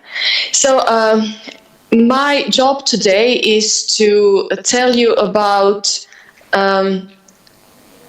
sorry, can you see my presentation? Am I sharing it all right? I hope I am. Yes, Ivana, yes. Okay, thank you. So my job today is to answer 3 questions that I was given. But let me first introduce myself. My name is Ivana Milkovic from University of Zagreb, Faculty of Teacher Education, and this is my faculty. We offer undergraduate and graduate programs, as well as language teacher education, postgraduate programs, and so on. And we have been Etwinning members since 2019. And if you want to get in touch, this is my Etwinning profile. So the 3 questions that I have to answer today is how we started with Etwinning in Zagreb, what has my university implemented in this process, and how has this experience contributed to my professional development. So let's get started. Nikos explained the beginnings of Etwinning and collaboration together with the Etwinning pilot project in 2012. Well, it all made sense because it was so efficient and perfect in every way that in 2 years the pilot project included 21 institutions in 7 countries, including Croatia, but not university from Zagreb, but university from Osijek. And in 2019, our Agency for Mobility and European Programs, and this is where our national support organization is placed, they sent an invitation to collaborate through Etwinning. And to tell you the truth, we didn't have a clear idea at the faculty what it meant to be included in Etwinning. But we decided that this is something that we want to be a part of and that we want to learn. So we applied and we ended up being a part of Memorandum of Understanding with 3 other universities, University of Osijek, University of Rijeka, and University of Zadar. And this is basically how it all started, because I was appointed a coordinator of Etwinning activities at the faculty. I very naively said yes when we didn't have this clear idea what we wanted with Etwinning. And I'm now proud to say and to share with you that my first project was a complete disaster. Or so I thought, because my students responded excellently. They were very interested in the idea of Etwinning itself and in the projects, okay, and what it offered, what we promised that it will offer. So I decided that this will be a learning experience for me, and it was, looking back, it was really a great learning experience. I learned a lot. But since I had this negative experience, I had to learn a lot. So I took baby steps, baby learning steps. But what Nikos said, this community, Etwinners, this is such a great community, not just of peers from Europe, but also friends. We ended up being friends. So this support is something that is really difficult to describe. I always had great support of my project partners, and everything that we did together. We learned from each other. Well, I hope they have learned something from my area of expertise. I know that I have learned a lot. And in this process, since 2022, we have been distinguished at national level 4 times, and in 2024, I'm proud to say that we won the European Etwinning Initial Teacher Education Award. And again, this is not something that we achieved as university or me as a coordinator of Etwinning activities.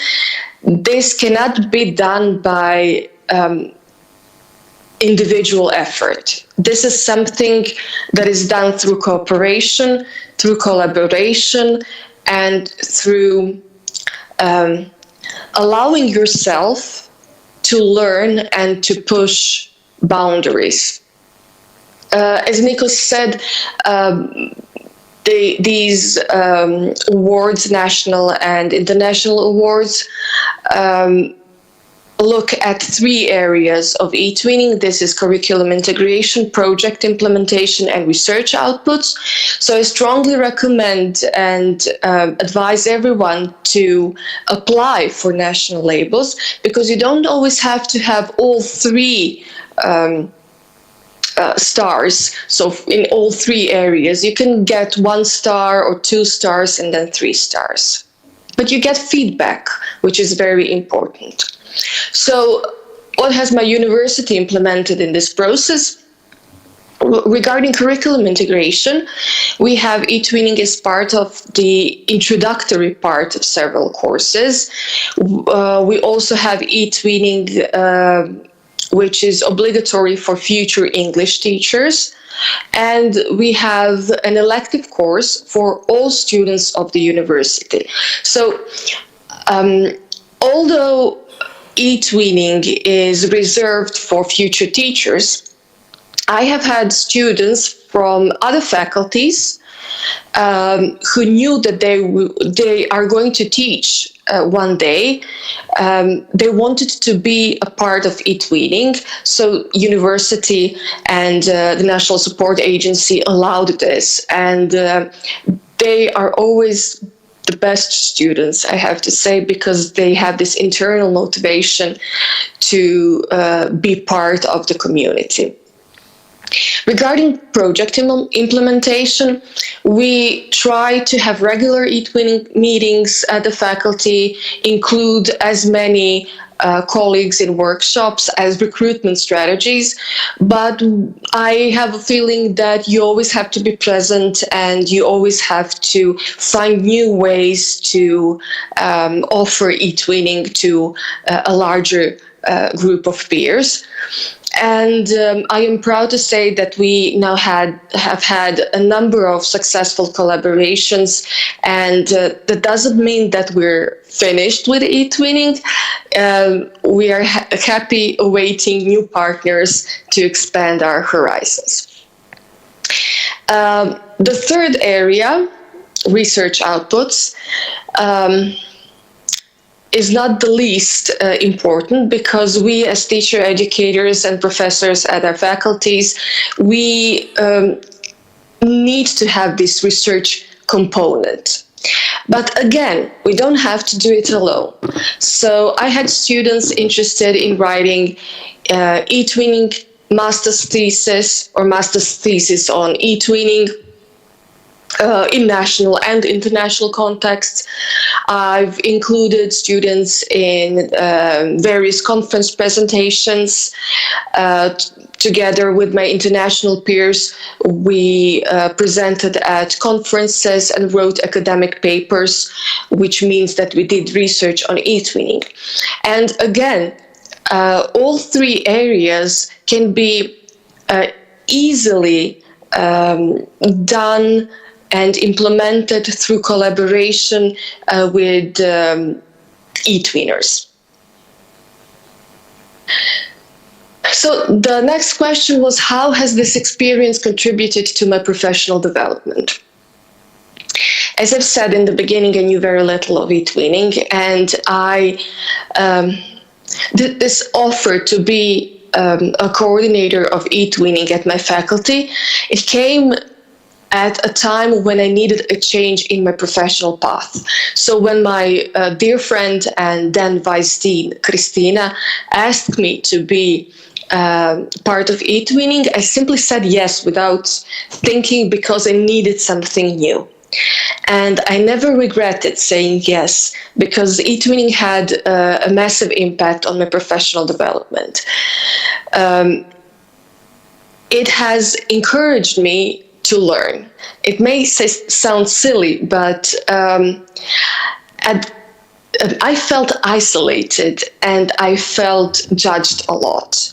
So this Etwinning community and Etwinners also allowed me to work on my personal development. So I finally felt free to learn through collaboration, through language, through acquiring new knowledge. And at a time when I couldn't travel, as today also, Etwinning allowed me to have this international experience and international collaboration without traveling abroad. So today I'm very, very grateful for that silly word, yes, I will do Etwinning, without knowing what it really was, because this jump into the unknown was the best thing that happened to me. It is very important that in all of this, I find really the most important thing the Etwinning community, or the community of Etwinners, because through partnerships, I learned a lot, I worked on my personal development, and it took me in a it put me on a professional path that I couldn't really even see at the beginning. So I'm very grateful to everyone, even for this small part that I'm contributing today to you, because I feel a part of the community. I'm very happy to continue learning, and this freedom of learning wouldn't be able for me. I wouldn't be able to learn if I hadn't felt free to make a mistake and safe to rely on my project partners. And that is what Etwinning really is. You have your area of expertise, and you don't have to know everything, but you can allow your partners to teach you and to fill the gaps that you cannot fill in yourself at that point. And then you learn and you go on. So Nikos mentioned a lot of Etwinning benefits for all educators and students and pupils that are involved in Etwinning projects. But I want to point out Etwinning benefits for teacher educators that I felt on my skin. So this added value that Nikos mentioned, it gives you purpose and meaning, and you're allowed to be immersed not only in the European community, but also in the wider community of your peers. And it was very important for me to feel that I'm a part of professional community. Although my first steps in Etwinning were international, so to say, so I had to look towards the European community. And then the second step was being a part of my national Etwinning community, but it worked out pretty well, I would say. So this cooperation and collaboration with international peers, both with national and international peers, is what Etwinning is about. All the time respecting your personal rhythm of learning and the level of collaboration that you feel comfortable doing. Thank you for your attention.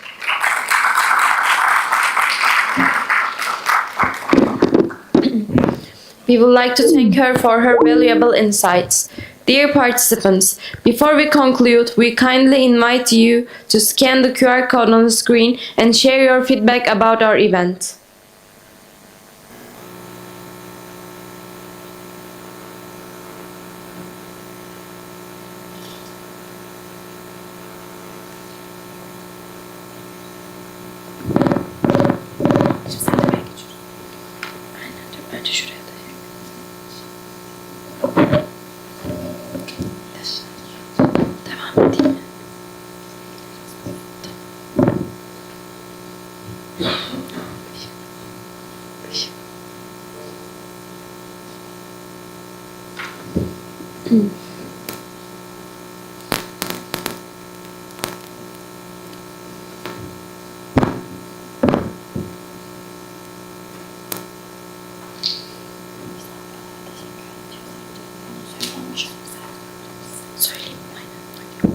We would like to extend our sincere thanks to all our guests, speakers, and everyone who contributed to the organization of this event over the past 2 days.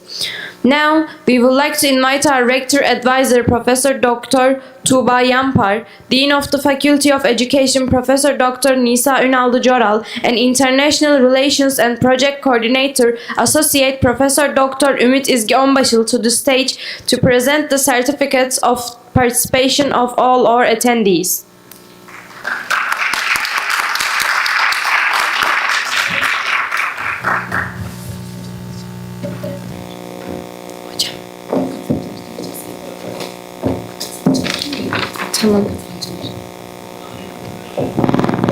And now we would like to invite all our participants to the stage.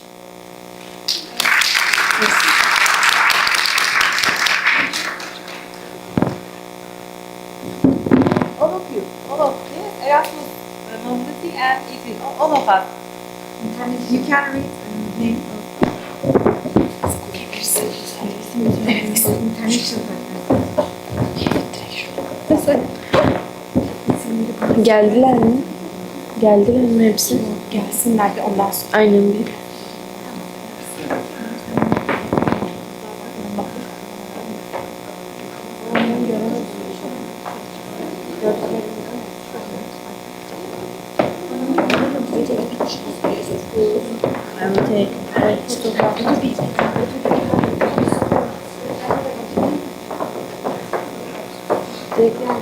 Söyleyebilirsin. Aynen. Başka var mı gene? Bekleyelim.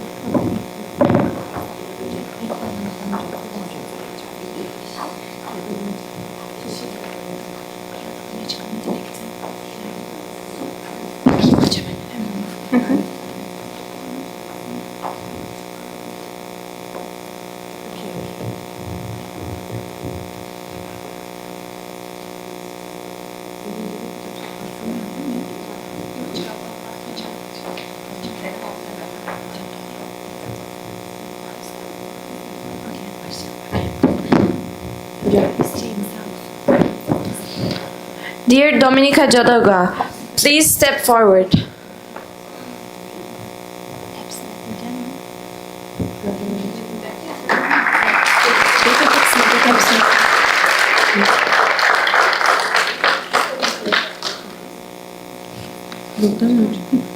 Dear Alice Oliveria, please step forward.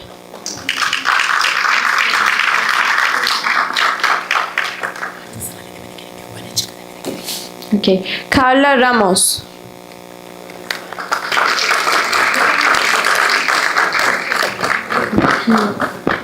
Marius Cornelio Rosu.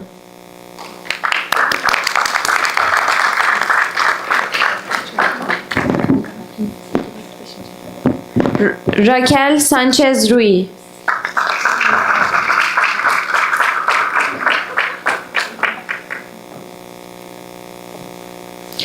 Richard Powers.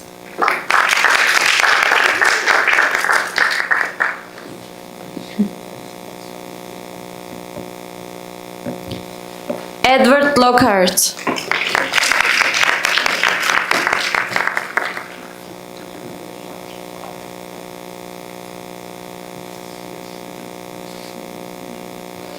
Corinne Mansell.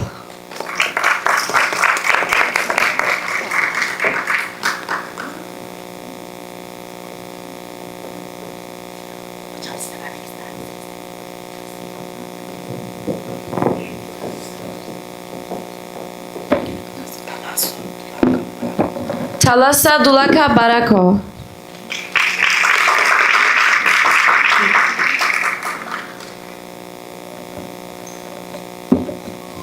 Margaret Kareka.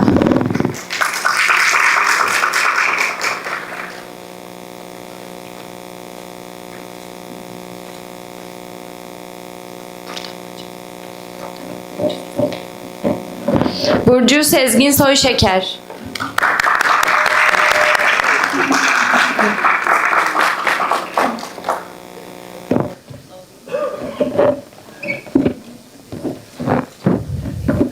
Ivona Lapunka.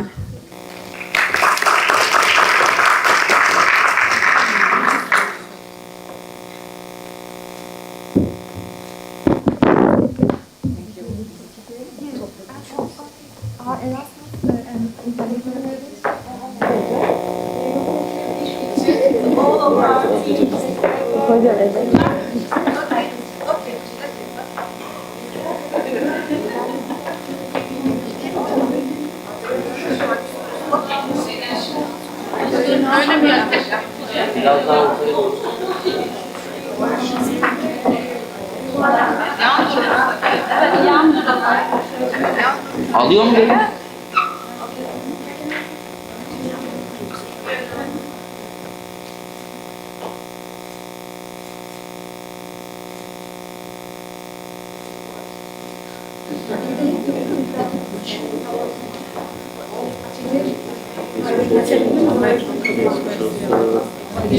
Kapanış cümlem var mı? Sergi cümlesi var hocam. Sergi. Ha, öğretmenleri çağıracağız şimdi. Etwinning. Evet, Etwinning. Nerede onlar?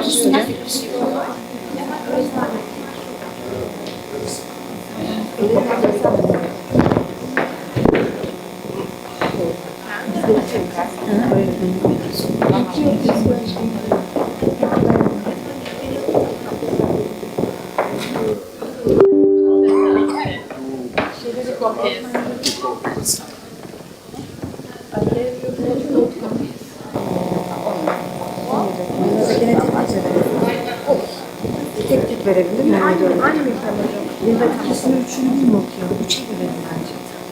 Salondalar mı hocam? Çağırayım mı?